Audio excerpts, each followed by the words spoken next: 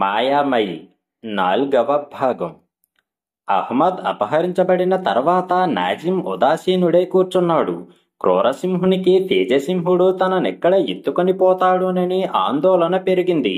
అయినా అతడు ప్రతిరోజు జయసింహ మహారాజుకు వీరేంద్రసింహునిపై చాడీలు చెప్పడం మానుకోలేదు. ఒక రోజున నాజిం క్రూరసింహునికి తండ్రిని చంపవలసిందిగా సలహా ఇచ్చాడు. ఆ విధంగా చంపినట్లయితే జయసింహుడు తప్పనిసరిగా నిన్నే మంత్రిగా చేసుకుంటాడని, అప్పుడు నీకు సంక్రమించిన అధికారం వల్ల పనులన్నీ అతి సునాయాసంగా నెరవేరగలవని నచ్చజెప్పాడు. చివరకు ఆ విధంగానే క్రూరసింహుడు తన తండ్రికి విషం పెట్టి చంపి పారేశాడు. మహారాజు కుపతసింహుని మరణానికి చాలా విచారించాడు. కొన్నాళ్లపాటు అసలు దర్బారుకే రాలేదు. నగరం కుపతసింహుని మరణం వల్ల శోకసాగరంలో మునిగిపోయింది. క్రూరసింహుని తండ్రి మరణానికి దుఃఖంతో మునిగిపోయిన వానిలా నటించాడు. దినకర్మలు పూర్తయ్యే వరకు వేరుగా పడకను మార్చాడు.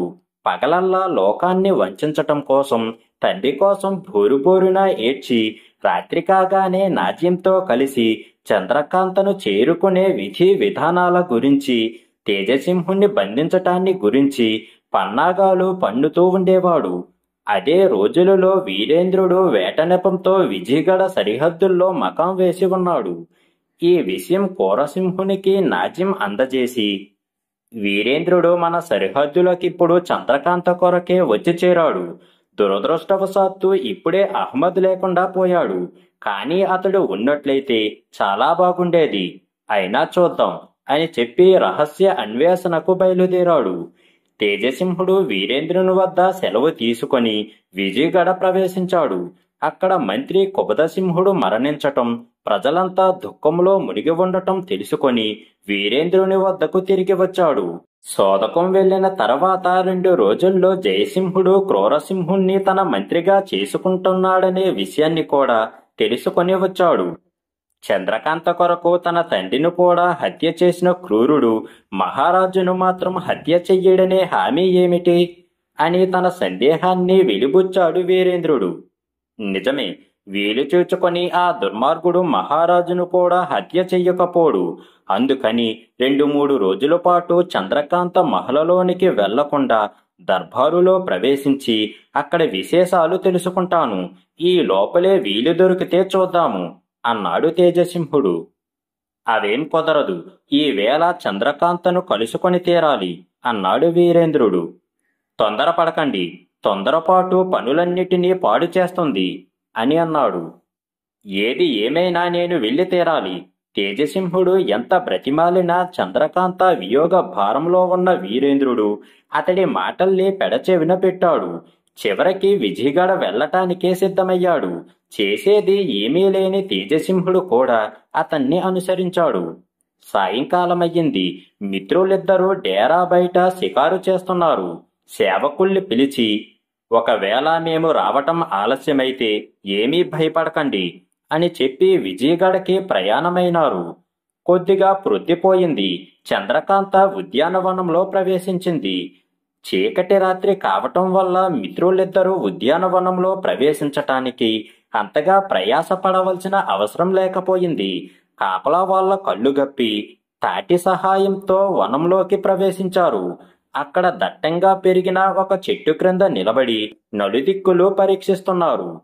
తోట మధ్య భాగంలోని జయతంత్రం దగ్గర చలువ రాతి నేల మీద కూర్చొని చంద్రకాంత, చపల, చంప మాట్లాడుకుంటున్నారు. చపల మాట్లాడుతున్నది మాటే గాని దిక్కులు వెతకటం మానలేదు. చంద్రకాంతను చూచిన వీరేంద్రునికి శరీరం పులకరించింది. మర్మవేదనకు గురైన అతడు కొంతసేపటికి స్పృహ లేకుండా పడిపోయాడు.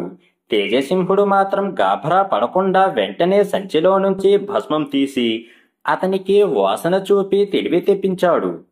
ఇదేమిటి, పరాయి చోటికి వచ్చి కూడా ఈ విధంగా స్పృహ తప్పి పడిపోతారు? కాస్త సంభాళించుకోవాలి. మరి మీరిక్కడే ఉండండి, నేను వెళ్ళి విషయాలన్నీ తెలుసుకొని మిమ్మల్ని తీసుకుని వెళతాను అని చెప్పి తేజసింహుడు ఆ చెట్టు నీడ నుండి చెలికెత్తులతో కూర్చున్న చంద్రకాంత వద్దకు వెళ్ళాడు. ఏమండి, ఎన్నాళ్ళకి మీరు తిరిగి వచ్చేది? ఇదేనా మీ మర్యాద? ఇప్పుడేనా మీరొక్కరే వచ్చారల్లే ఉందే అంది చంద్రకాంత. తరువాత తిరిగి వారిని ప్రేమించిన దాని ప్రతిఫలం ఇదే అయితే నేను ఏ విధంగా జీవించగలను అని ఏడవసాగింది. తేజసింహుడు చంద్రకాంత దుర్దశకు చింతించి, ఎందుకమ్మా అలా ఇదైపోతావ్? విశేషాలు పూర్తిగా తెలుసుకోకుండానే చేతగానితనాన్ని బయటపెట్టమంటే లాభం ఏముంది? అయితే ఉండు, ఇప్పుడే రాజకుమారుణ్ణి తీసుకువచ్చి నీ ముందు హాజరుపరుస్తాను అని చెప్పి తేజసింహుడు వీరేంద్రసింహుడు ఉన్న చోటుకు వెళ్లి అతన్ని వెంటబెట్టుకొని తీసుకువచ్చాడు. వీరేంద్రసింహుణ్ణి చూసేసరికి చంద్రకాంతకు పట్టలేని ఆనందం కలిగింది. ఇద్దరూ గాఢంగా కౌగిలించుకొని కన్నీరు మున్నీరుగా విలపించారు. పరస్పరం కాసేపు దిబ్బిపొడుపు మాటలు మాట్లాడుకొని కాలం గడపసాగారు. కాల వైచిత్రం చూశారా? రహస్య అన్వేషణ సాగిస్తున్న నాజిం హఠాత్తుగా అక్కడికి వచ్చి చేరుకున్నాడు. ఆనంద సాగరంలో తేలియాడుతున్న అచ్చటి జనాన్ని చూచి ద్వేష భావంతో దహించుకుపోసాగాడు. ఆ వెనువెంటనే తిరిగి క్రూరసింహుని వద్దకు వెళ్ళాడు. గాభరా చెంది ఉన్న నాజింను చూచి, ఎందుకోయ్ అలా భయపడతావు అని ప్రశ్నించాడు క్రూరసింహుడు. ఏముంది, మనం అనుకున్నదంత పని జరిగింది. మన నేర్పరితనాన్ని ప్రదర్శించే సమయం ఆసన్నమయ్యింది. ఈ సమయం కూడా చేజారిపోయిందంటే మీరిక శాశ్వతంగా దురదృష్టవంతులేనని చెప్పక తప్పదు అన్నాడు నాజిం. నీ మాటలు నాకేం అర్థం కావటం లేదు. జరిగిన సంగతేమిటో అసలు చెప్పు అని రెట్టించాడు క్రూరసింహుడు. విషయం ఏముంది? వీరేంద్రుడు చంద్రకాంత వద్దకు వచ్చి చేరుకున్నాడు. ఇప్పుడు ఉద్యానవనంలో అంతా కలిసి ఆనంద సాగరంలో మునకలు వేస్తున్నారు అన్నాడు నాజిం.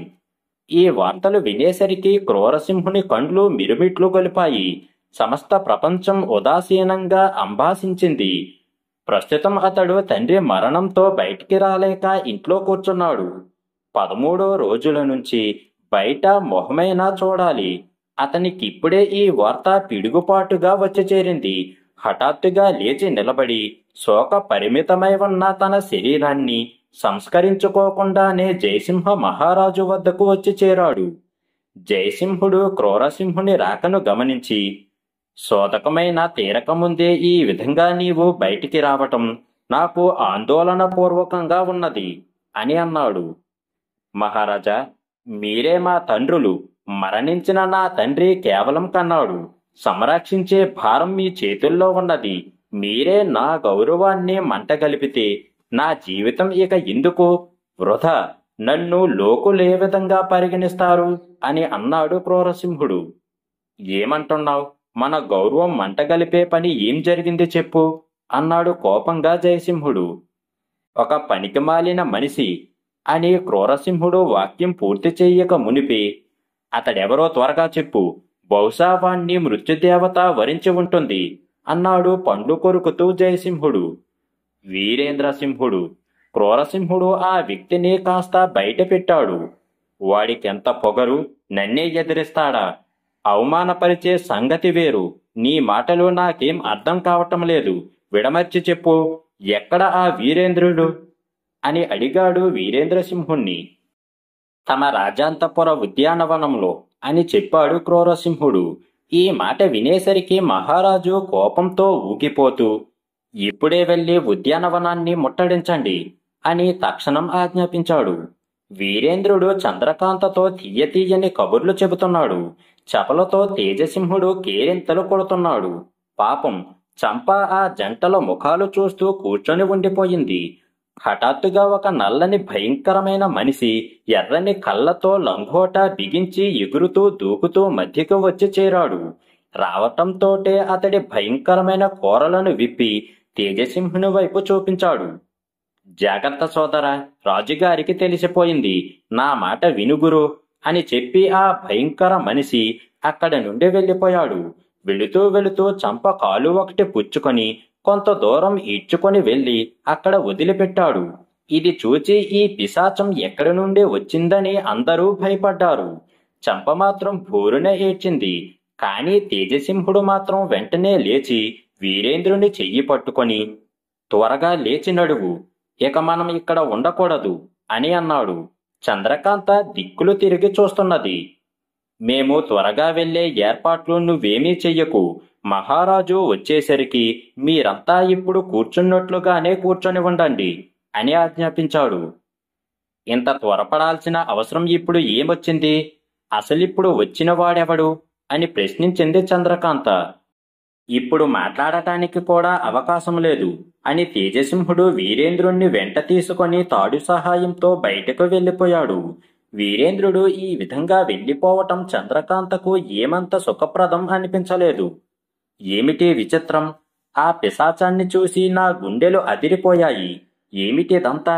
మీకేమైనా తెలిసిందా అని దుఃఖపూరిత నయనాలతో చపలను ప్రశ్నించింది. నాకు సరిగా తెలియటం లేదు. వీరేంద్రసింహుడు ఇక్కడికి వచ్చాడన్న వార్త మహారాజుకి తెలిసింది. ఆయన ఇక్కడికి వస్తున్నాడని మాత్రం ఊహించాను అన్నది చపల. మాయగాళ్లతో నాకేమి శత్రుత్వమో తెలియకుండా ఉన్నది అన్నది చంప. ఇదే విధంగా కొంతసేపు ఆశ్చర్యకరమైన సంఘటనను గురించి చెప్పుకోవటం జరిగింది. ఇంతలో వనం 4 దిక్కులా మనుషులు ముట్టడించిన చప్పుడయ్యింది. అప్పుడు చపల, మనల్ని సైనికులు ముట్టడించారు అని అన్నదో లేదో ఎదురుగా మహారాజు రానే వచ్చాడు. ఆయనను చూడటంతోటే అందరూ లేచి నిలబడ్డారు. చంద్రకాంత ముందుకు వెళ్లి తండ్రిగారికి పాదాభివందనం చేసి, ఈ సమయంలో మీరిక్కడా అని మౌనం ధరించింది. ఏమీ లేదు, నిన్ను చూచిపోవాలనే కుతూహలంతో వచ్చాను. ఇక నువ్వు ఇంట్లోకి రా. ఎక్కడెందుకు? పైన మంచు పడుతుంది, ఆరోగ్యం పాడవదు అంటూ మహారాజు రాజమహలు దిక్కులుగా వెళ్ళాడు. అందరూ మహారాజును అనుసరించారు. జయసింహుడు తన గదిలో ప్రవేశించి సిగ్గుతో, నా అమాయకమైన బిడ్డపై ఈ క్రూరసింహుడు అభాండాలు ఎందుకు వేస్తున్నాడో అర్థం కాకుండా ఉన్నది. వాడి మనసులో ఏదో దుర్బుద్ధి ఉండి తీరాలి. అనవసరంగా అపవాదాలు సాగించాడు. ఈ సంగతి అమ్మాయికి తెలిస్తే ఏమనుకుంటుంది? ఇటువంటి నీచుడు ముఖం కూడా చూడకూడదు.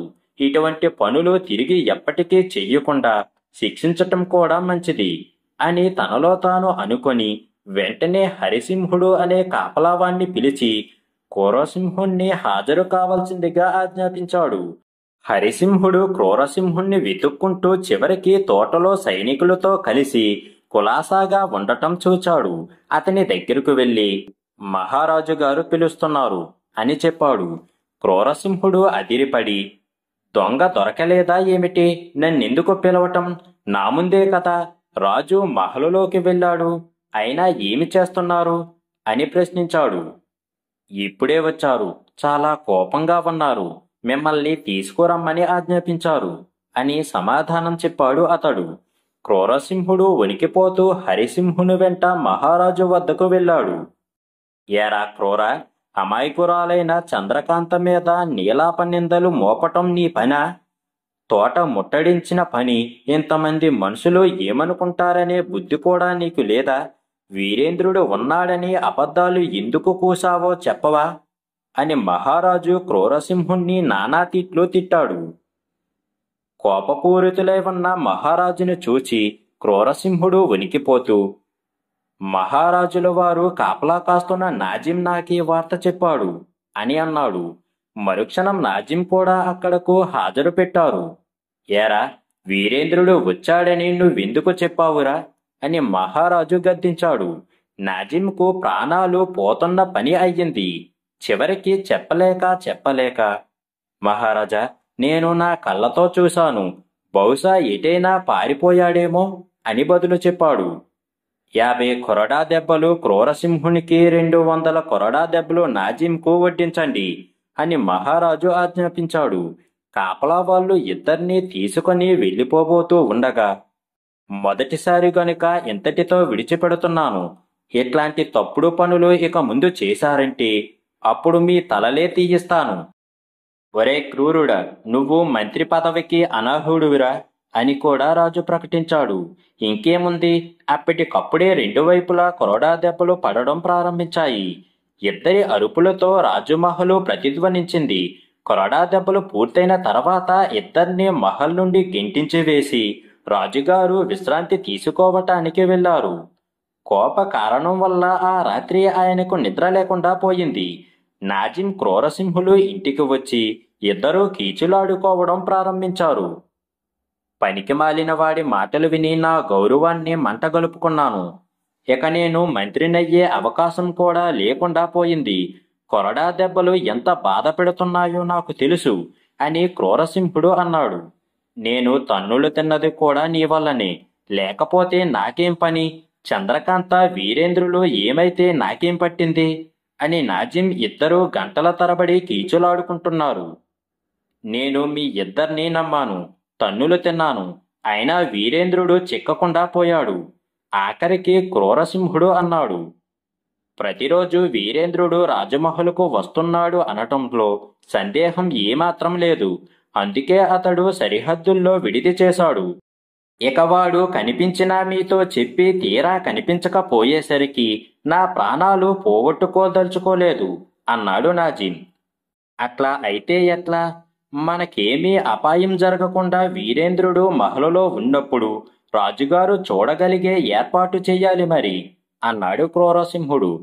చాలాసేపు ఆలోచించిన మీదట నాజిం అన్నాడు. చువారగడ మహారాజైన శివదత్త సింహుని దర్బారులో జగన్నాథ పండితులనే జ్యోతిష్కుడు ఉన్నాడు. ఆయన ప్రశ్న చెప్పటంలో చాలా నేర్పరి. ఫలానా మనిషి ఇప్పుడు ఎక్కడ ఉన్నాడు, అతన్ని ఏ విధంగా పట్టుకోగలము అని మనం ప్రశ్నించామంటే అతడు ఇట్టే చెప్పగలడు. ఆయన కొన్నాళ్లపాటు ఇక్కడికి వచ్చి మీకు సహాయం చేస్తే మీ పని తేలిక అవుతుంది. చునార్గఢ పెద్ద దూరంగా కూడా లేదు. ఇద్దరం వెళ్ళి ఆయన్ని కలుసుకొని వద్దాము. క్రూరసింహుడు వడిగల 2 గుర్రాల్ని తెప్పించి డబ్బు బాగా చేతపుచ్చుకొని నాజింను తీసుకొని చునారగఢకు ప్రయాణమై వెళ్ళాడు. రాజుగారు కబురు పంపిస్తే జబ్బుతో పడి ఉన్నారని చెప్పేటట్టు ఇంటి దగ్గర ఏర్పాటు చేశాడు. ఇంకా ఉంది.